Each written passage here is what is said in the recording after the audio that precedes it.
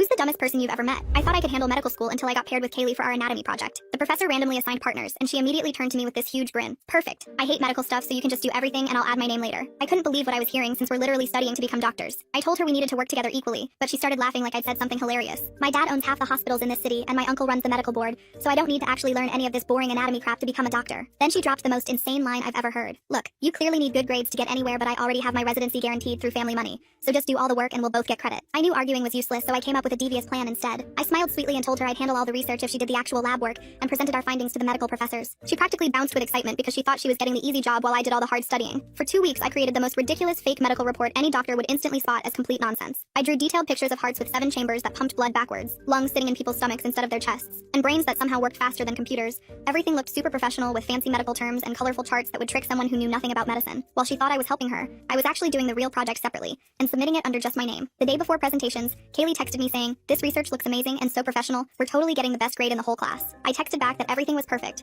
and she should feel confident about presenting our groundbreaking discoveries. Presentation day came, and Kaylee showed up in an expensive white coat with her last name stitched in gold letters, ready to impress everyone with her family connections. When our turn came, she walked confidently to the front of the room full of real doctors and medical students. She started her slideshow by announcing that our project had made incredible medical breakthroughs that would revolutionize modern medicine and probably win Nobel Prizes. I sat in the back watching as she confidently explained how we discovered that human hearts actually have 7 chambers arranged in spirals that make blood flow backwards through the body at twice the normal speed. Students around me started whispering and exchanging confused looks while the doctors leaned forward, concerned and alarmed. She kept going with complete authority, telling everyone that lungs are naturally supposed to be located in people's stomachs, and that every medical textbook for the past 300 years has been documenting organ placement completely wrong. The room got eerily quiet as she moved to her next slide, showing nervous systems that supposedly transmit signals faster than lightning and somehow allow humans to think at superhuman speeds. One student behind me whispered, "Is she serious right now?" while a resident in the front row actually stood up and started walking toward the exit. Kaylee noticed none of this and continued presenting our revolutionary discovery, that human stomachs actually digest food in reverse chronological order, starting with waste products and ending with nutrients. By the time she finished explaining how we found evidence that human blood naturally flows upward against gravity through some previously unknown biological force, half the medical students were staring in horror, and the attending physicians looked like they'd witnessed a medical catastrophe. She concluded her presentation by suggesting that all current medical practices should be immediately revised